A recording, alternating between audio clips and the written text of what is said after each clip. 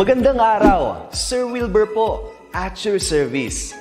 Narito ang ETUlay upang gabayan ka sa inyong pag-aaral upang lubos na maunawaan ang iba't ibang paksa o subject. Ang ETUlay ay isang free online tutorial class na pinangungunahan ng DepEd Educational Technology Unit sa pamumuno ni Undersecretary Elaine Del B. Pascua. Ang programang ito ay hindi lamang para sa mga bata, kundi ito rin ay magsisilbing gabay sa mga magulang at mga guro kung paano nila ituturo o gagabayan sa bawat asignatura ang kanilang mga anak o mga estudyante. Sa kasalukuyan, ang self-learning module mula sa rehiyon ng Calabarzon at kilala sa tawag na pivot ang ginagamit sa ating ETUlay online class. Kaya ano pang hinihintay ninyo? Ihanda na ang inyong mga ballpen o lapis, papel o kwaderno at samahan kaming itulay ang pagkatuto para sa bawat batang Pilipino. Sama-sama tayong magtutulungan para malampasan ang mga hamon sa panahong ito. Halina't matuto kasama ang inyong online tutor sa oras na ito.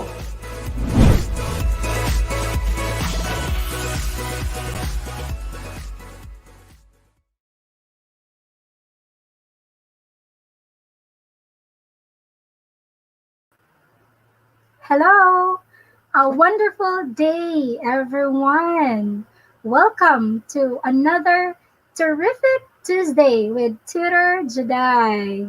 Hello to all our grade 10 learners, teachers, and parents. Wow!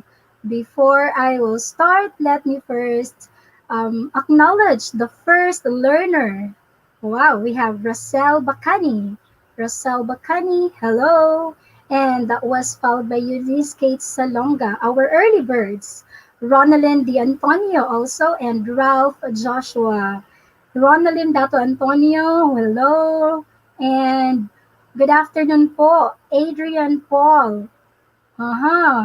Watching from Dolores National High School, Magalang, Pampanga. Good afternoon, everyone, and welcome to our online tutorial today. Right? So, ako po si teacher or tutor today. Ako ang inyong tutor sa oras na ito. Makakasama ninyo ako from 3:40 to 4:20 p.m. Again, magandang hapon po mga mag-aaral. Lubos ang aking kagalakan na makasama kayo. Inaasahan ko ang inyong pakikilahok participation sa ating aralin. Simulan na natin? Okay, are you ready? Oh, we have Lorraine Joy de la Cruz. Hello, so let's start. I think everyone's ready. So, this afternoon, in our tutorial, we will be focusing on the competency observing correct grammar in making definition. Particularly, we will be focusing on the topic expanding ideas using the principles of cohesion and coherence. So we are now in the 6th week of quarter 4 in our English 10. Of course, I would like to acknowledge the source of the module that we are using today. Thank you so much, Division of Lapu-Lapu City, Region 7. So let us greet our tutees who are now here. Hello, we have Patrick Rivera, Bell, Mark Pangilinan. We have, hello, watching from Lapoyan National High School. Zamboanga del Sur Region 9, Lori Bert, English teacher. Hello, sir, Lori Bert Mandag. Good afternoon. Also, Bell and Mark Pangilinan. Good afternoon, everyone. Wow. So, again, we are now on our 6th week. So let's first acknowledge. Okay. So as I have mentioned last session, I am searching for the best English 10 tutee. And the one who was chosen is John Warren Lansangan, a grade 10 Saint Joseph from Dolores National High School. He also sent his insights that he learned, and they made him blah blah blah about the topic. So last session in week 5, we talked about the subject and verb agreement. Again, congratulations, John Warren. You are the best tutti of week 5. Congratulations. Kindly check your email. I have sent you an email. I have replied your email already. All right. So let's get ready. If you can still remember our last session, let's first have a review. So in our last session, we talked about the subject verb agreement. So we talked about what is a subject verb agreement. Also, we reviewed the different rules of subject and verb agreement. And also, we tried to recognize the special problems in subject and verb agreements. So there are some instances, there are exceptions. So we also talked about it. And we also talked about some hints for the subject and verb agreement. So for the hints, we mentioned that we can cross out the other phrases, the other clauses, which are not important because we only have to focus on the subject. All right. And then to check your understanding, to check if you can still remember our discussion, our session last week, let's answer this exercise. All you have to do in this exercise is to choose the correct verb. Okay, well, I have given the first one. Yes. Let's proceed to number 2. Okay, number 2. So just like last time, I have given to you a clue or a hint. Jasmine Lay Cuenco, good afternoon. From Dolores National High School, Akinto Janelle. Hello. Uh-huh. Number 2, Carl Henry Damaso answered, was. Number 2, let's check. Okay, the sentence is the group. Is it was or were going on a trip? So remember, in number 1, by the way, in number 1, someone with 3 dogs, someone is singular here, so we answered walks, okay, as an indefinite pronoun. And for number 2, the group, is it was or were? Let's check the answer. The correct answer is was. I have mentioned this before. The group here is taken as a whole, as a one, so therefore this is singular, and we will use was. Very good. Let's proceed to number 3. 2 cups of flour. Is it seems or seem too much for that recipe? Let's check your answers. For number 3, good afternoon, Kenneth. Okay, Maureen Balingkit, good afternoon from Dolores National High School. Wow, we have Carl Henry Damaso answered number 3, seems. Is it seems? Let's check if Carl Henry is correct. 2 cups of flour seems too much for that recipe.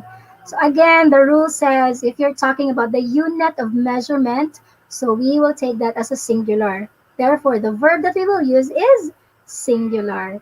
What about number 4? Is it aerobics is or are a fun activity for most youngsters? What is your answer? Let's check your answers. John Mark Buko, good afternoon from Dolores National High School. Fortune Flower says number 3, seem. Jerry Valerio seems. Okay, what about number 4? Number 4, Carl Henry again. Wow, congratulations, Carl Henry. And John Mark Giyaw, is it Giyaw? You answered is. Is it is? Let's check your answer. Aerobics is. All right, aerobics is a fun activity for most youngsters. All right, aerobics is a fun activity for most youngsters. Aerobics, ma'am, there's an S, but actually aerobics is taken as a singular. Okay, that's a name of some kind of an activity, an exercise. Number 5, running a few miles each day is or are a good form of exercise. Again, running a few miles each day is or are a good form of exercise. Let's check your answers from our learners, from our tuties. Don De Guzman, watching from SDO Manila. Don De Guzman, hello, good afternoon. John Mark answered is. Carl Henry answered are. Riley answered is. Fortune flower is. Hmm, let's check if you answered right. Running a few miles each day is a good form of exercise. In the hints that I have presented in the last session, you cross out the other phrases, you cross out the other clauses, or anything that follows the subject. The main subject here is running. So running is a good form of exercise. Disregard the others. So that is one of the hints. Okay, well, that's one of the hints presented in our last session. So congratulations, everyone. So many of you got the correct answer. That is very good. Okay, so that means you are now ready. You are now ready for our main session today. So since you are ready, let me continue. Let me present to you our objectives for today's session. So what are you supposed to learn today? In our session today, you're supposed to differentiate cohesion from coherence. And also, you're going to identify the two main types of cohesion. And also, we will try to enumerate some cohesive devices, and expand our ideas using the cohesive devices. We will expand our ideas using the cohesive devices. So these are our objectives. Let's keep the ball rolling. Let's start with what is cohesion? What is cohesion? It is the grammatical and lexical relationships within a text or sentence. Grammatical and lexical relationships. Later we'll check. It is something that can be defined as links that hold a text together and give it meaning. So I have highlighted the keywords: grammatical, lexical, links. And then these includes the use of synonyms. We have the lexical sets, sometimes the pronouns, the verb tenses, time references, grammatical references, and others. So that is cohesion. What about coherence? What is coherence? Coherence talks about the ways a text makes sense to readers and writers through the relevance and accessibility of its configuration of concepts, ideas, and theories. So the way the text makes sense to the readers or to the writers is coherence. That is coherence. Also, when you talk about coherence, you're talking about the semantic property of discourse. And the keyword here is on interpretation. Okay? Interpretation of each individual sentence relative to the interpretation of other sentences. Ah, so if you noticed, you're looking into an individual sentence into the other sentences. So with interpretation, we are trying to imply the interaction between the text the reader, and the writer. So how does the reader or the writer interact with the text? So that is interpretation. So the way you interpret something, and then between the text, the reader, and the writer, that is the interpretation. And then here in coherence, we're looking into the interpretation of each individual sentence, okay, to the other sentences. Okay, let's try to have another definition of coherence.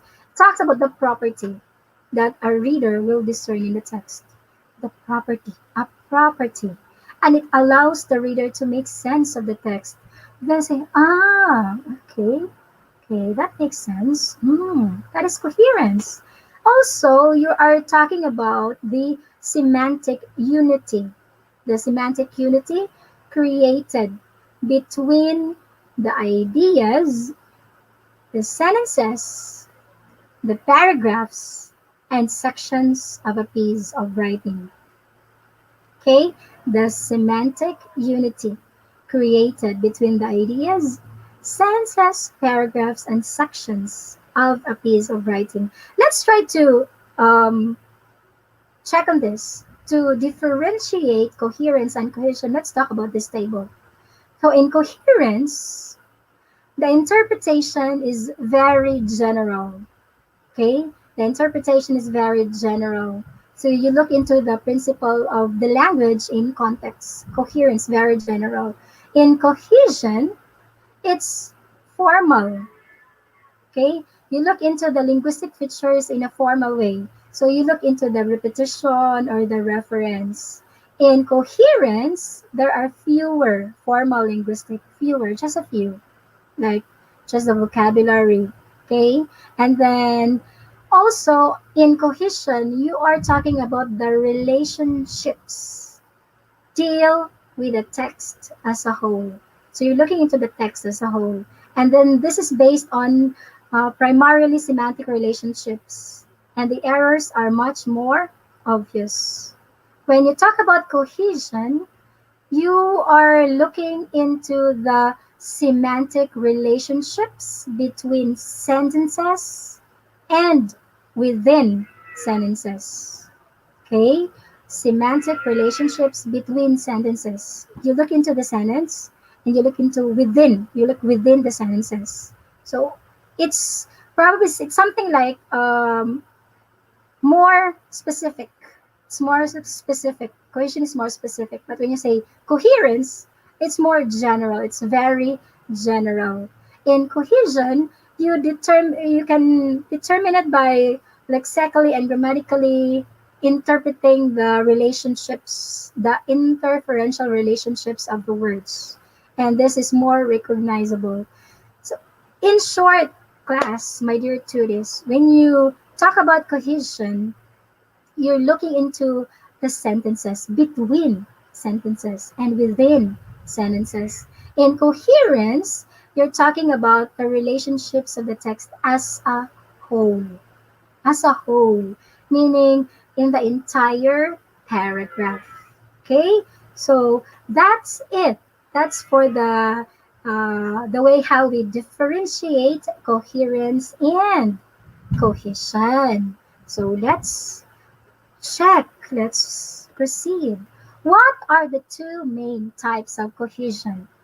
The two main types of cohesion is grammatical and lexical. So I did not explain a while ago about grammatical and lexical because I will discuss them here.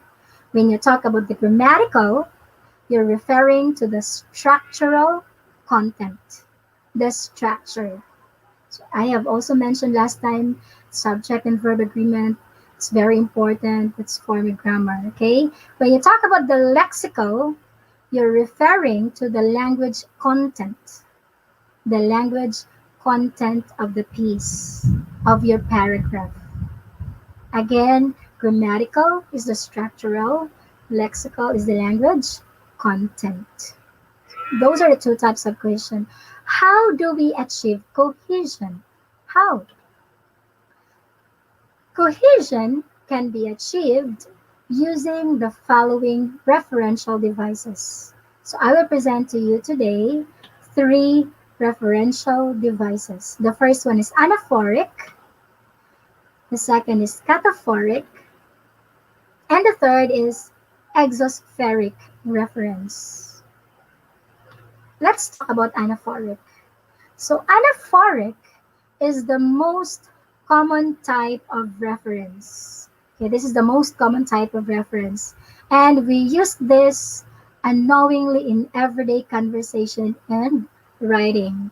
So when will this occur? It occurs when the writer, you as a writer, refers back to someone or something that has been previously identified, okay, to avoid repetition. So here in anaphoric, I'll give you an example. You replace the taxi driver with a pronoun. So this is very common. So we don't know, we're already using this anaphoric reference.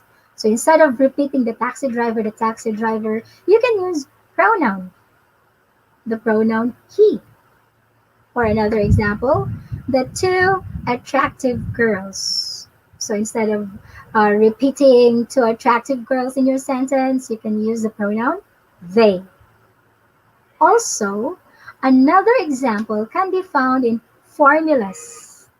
Formulas such as stated previously, or the aforementioned. And there are actually a lot more other um, phrases that you can use to refer back to the person or to the thing. Again, that is an anaphoric reference. Okay, the second type of reference is the cataphoric. This cataphoric is less common in speech, but this is very effective in dramatic. Okay, for dramatic effects. Okay, this occurs when the audience is introduced to someone as an abstract before later learning his or her name. So take a look at this. You try to introduce someone to your audience by using an abstract. Okay? An abstract, meaning you will not directly introduce someone. Okay? All right. For example, okay, to give you a clear idea, here comes our award-winning host. It's John Doe. That is an example of cataphoric reference. Why? So before you introduce John Doe, you're talking about here comes our award-winning host. Then you present the name, introduce the name, John Doe. So that is an example of cataphoric reference. Well, this can also be used in written text, not just in, say, in movies or whatever. Also in written, you can also see this. You can also read something like this. Okay, and this is an example of cataphoric reference. The third one is exospheric reference. Exo, outside. This is also uncommon. This is not common, but this can be used to describe generic or abstract situations in writing.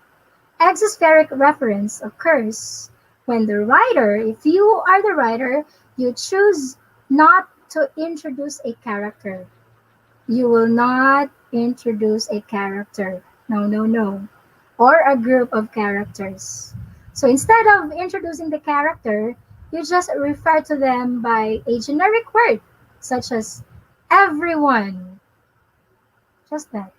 Everyone. Someone. So you're going to use some indefinite pronouns. So the prefix exo means outside, and the persons or events referred to in this manner will never be identified by the writer. Okay, so let me repeat the three references that we have mentioned. We have the We have first, we have the anaphoric, the cataphoric, and the exospheric reference. Right. So how do we achieve? Let's go now to how to achieve coherent writing.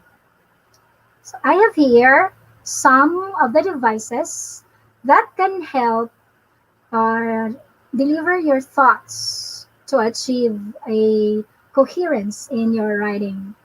So here are some of the devices. Number one is repetition. Repetition of a key term or phrase. So sometimes to achieve coherence in your writing, this will help you to focus your ideas.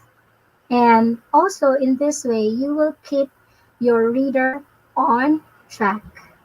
You will keep your reader on track. Okay, let's have this one example. For example, in this sentence, we are using repetition of a key term or phrase. The problem with contemporary art is that it is not easily understood by most people. So I have highlighted here contemporary art. Okay? And then in your second sentence, you repeat the term, the key term or phrase. Contemporary art is deliberately abstract, and that means it leaves the viewer wondering what she is looking at. So, here in this example, you are using repetition. What did you repeat in this example? You repeated contemporary art. Okay, because that is a key term in your paragraph. Right. The second device, okay, to achieve coherent writing. The second device is synonyms. We all know what synonyms are. So synonyms are words that have essentially the same meaning, and they provide some variety in your word choices, helping your reader to stay focused on the idea being discussed. Synonyms, we all know this. So let's take a look at the example.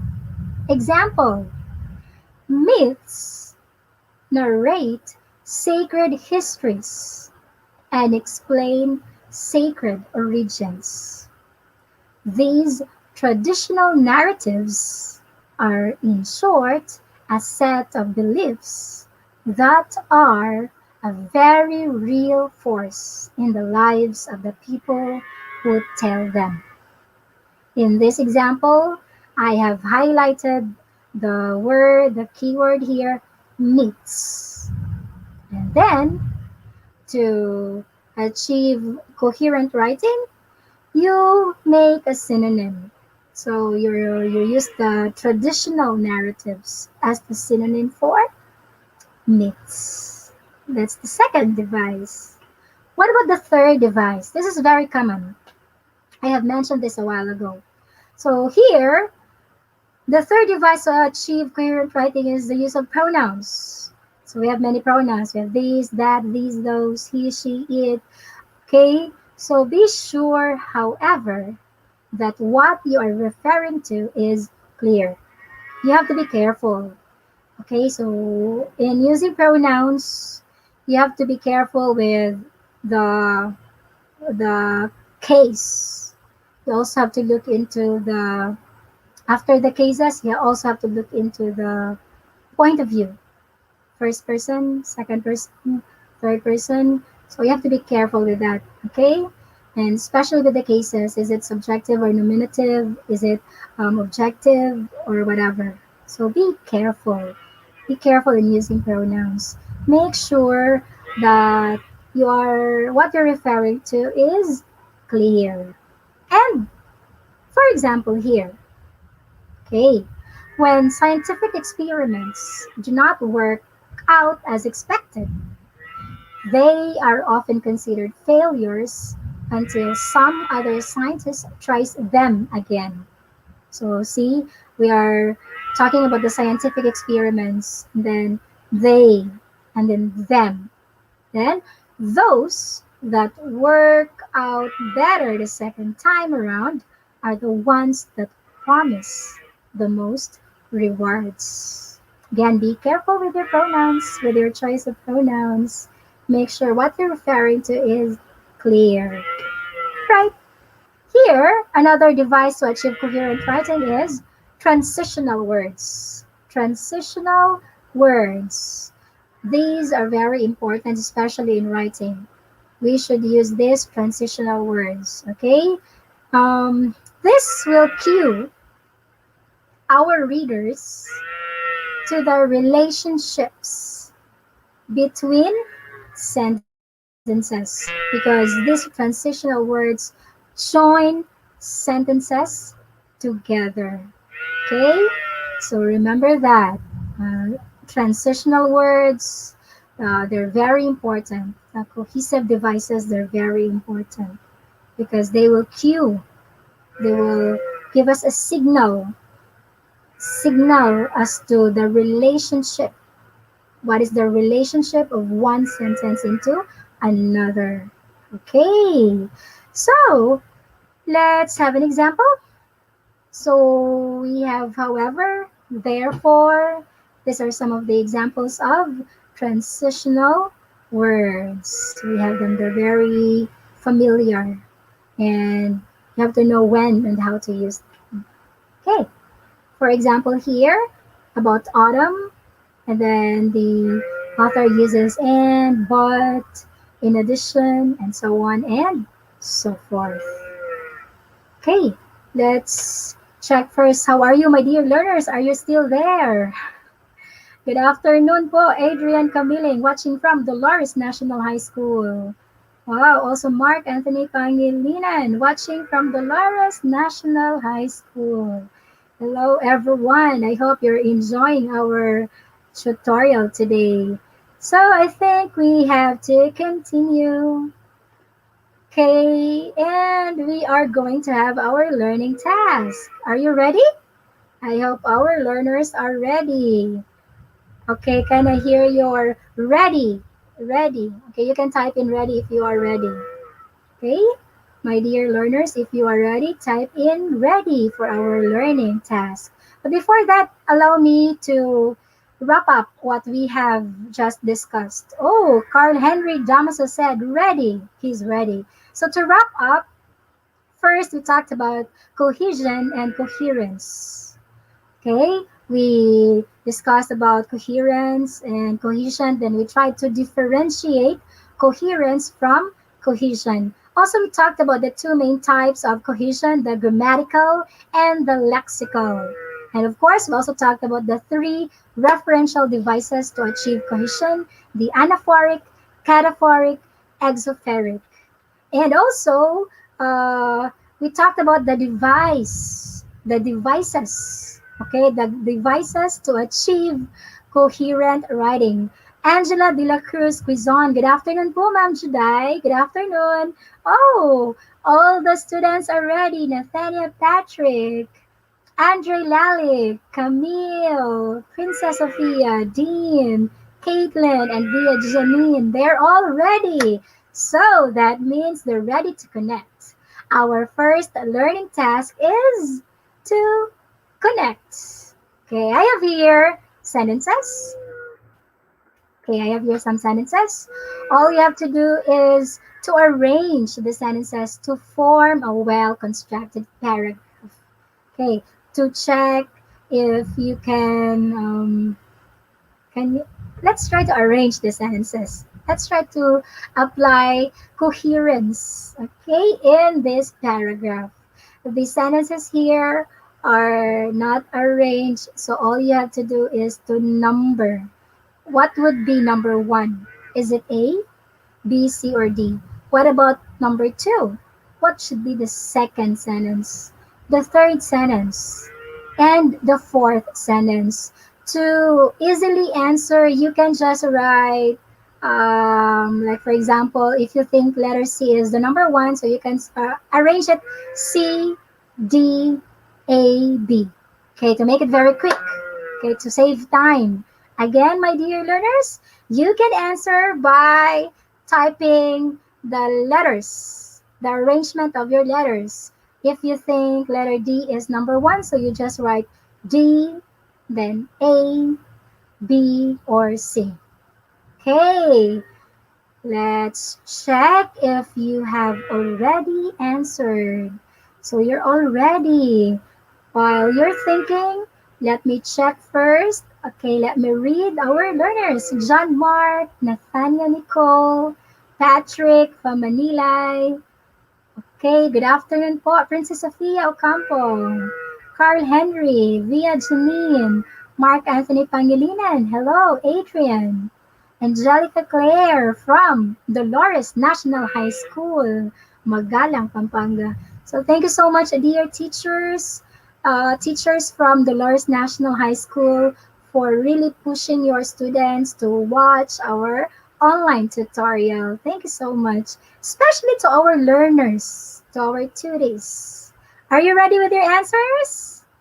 Carl Henry already have an answer. Congratulations, Carl Henry. For Carl Henry, the first sentence is C. Second is A. Third is B. Four is D. Let's check your answers. Okay, because we still have two. Last one, learning task. So in this paragraph, if you're going to arrange these sentences, the first sentence is A. So this spot, so you're using a noun, a pronoun. This spot, which lies in New York, it's introducing something, was the first American soil seen or touched by many immigrants. What spot are you talking about? That's number two. Ellis Island has reopened for business, but now the customers, and reopened. So let's try to connect. Open. Number three is between its opening. So you're talking about the opening.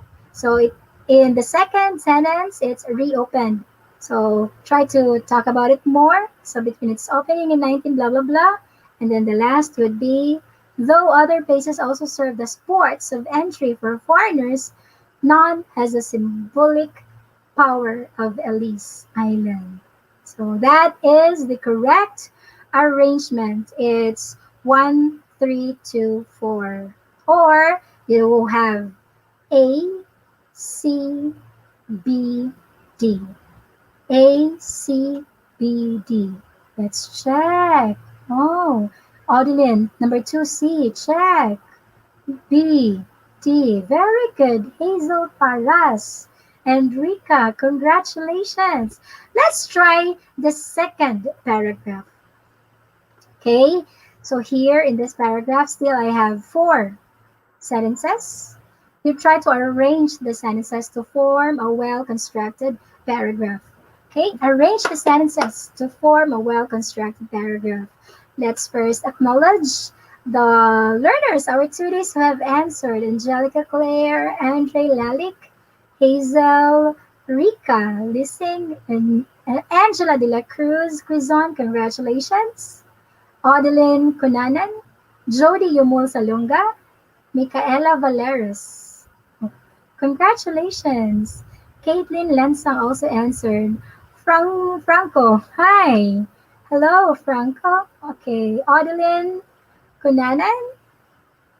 Hello, everyone, and enjoy. What about number 2? Let's proceed to number 2. What do you think is a sequence? What do you think is the correct arrangement? Carl Henry Damanso. Let's have, according to Carl, A, C, B, D. A, C, B, D. Let's check if your answers are correct. Most of you answered A, C, B, D. Let's find out. You're correct. The first one is A. And then the second sentence would be the sets. It's letter C. Very good. Congratulations. And the third would be the sounds too, of course. And the last one is, but the best feature of the movie was its actors. So our clue is the first sentence, our main idea. The main idea says about the set, sounds, and actors in the movie capture the essence of horror films. So the set. So in your supporting details, you're gonna support first about the set. Talk about the set. Then the sounds too. And of course the actors. Congratulations everyone! You were able to get the correct arrangement of the sentences. Now let's proceed to learning task 2. For learning task 2, you're going to choose the correct connector from the choices given. So this is actually a letter written by a concerned citizen regarding the article published by a well-known newspaper. So there is this um, newspaper article that talked about discipline in our schools. So let's try to complete this paragraph with the correct connector. All right. Okay, you're almost done. Number 1, what do you think is the answer? Number 1. Hello po, teacher today. Hi. Well, number 1, what do you think is the answer? You can start now answering. And what about number 2? And number 3? Number 3 is not yet here. 1 and 2, what do you think is the answer? Adeline answered number 1 is generally speaking. And Carl Henry says sometimes and in my opinion. Let's check your answer. I am writing, dear sir, I am writing concerning last week's editorial, discipline in our schools. The answer? Generally speaking. I do not write letters to newspapers, but I feel that I have to write on this occasion. Number 2 is, frankly, I get extremely angry when I read the editorial, which virtually maintained that discipline is the same as cruelty. Is it? That's too bad. So let's continue with number 3, 4, and 5. Okay, you can just type in your answers for number 3, for number 4, and for number 5. Let's check that. Frankly, very good. Number 1, generally speaking. Number 2, frankly, very good. Okay, you were able to get it. What about number 3, 4, and 5? Let's see who will be the first to answer number 3. John Mark Leo answered number 3, personally. Adeline also answered personally. Let's check because it's time already. For number 3, the correct answer is personally. Okay, personally, when I was at school, we were told what to do. Of course, in school, you are told what to do. And we did it. In short, if we did not, we were punished. This was during our time, yes. If we will not follow, if we will not do what we are told to do, then we were punished. And if we repeatedly refused to obey, we were punished severely. Of course, this may seem hard to some people, and understandably we resented it that time. But we did not really suffer, and we learned certain values and a certain self-respect. So the discipline that we have experienced before actually has given us certain values and self-respect. So congratulations, everyone. Let's check. I think you were able to answer. Congratulations. All right. All right. Congratulations to Princess, Andre, and to all the other learners, our tuties. Congratulations. Again, I am searching for the best English 10 tutie. All you have to do is take a selfie, but I will not post your selfie if you will not sign the waiver. Anyway, you're going to use Word and attach your picture, then complete the statements. The statements that you will complete are the lessons presented were. So what lessons are presented? And then another, the insights I gained are. What are the insights that you have gained? You can send your output to my email address, judeline.dugan002@deped.gov.ph. Alright, so you can screenshot for the email address. And of course, I will not be leaving you without my advice. My advice for you, my dear learners, today is from our keyword. It's coherence. Coherence. Tutor Jedi's advice for the week is from Sharon Dallas Parks. The stories we live and tell provide coherence and meaning, and orient our sense of purpose. My dear learners, live and tell your stories with coherence and meaning. The coherence and meaning of your story will guide you in your purpose. Make it a purpose-driven one.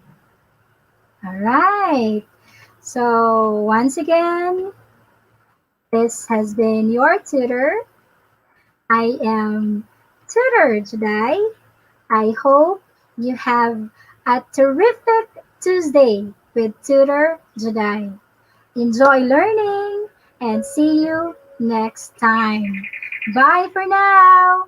Thank you and God bless us all. Thank you so much. Bye.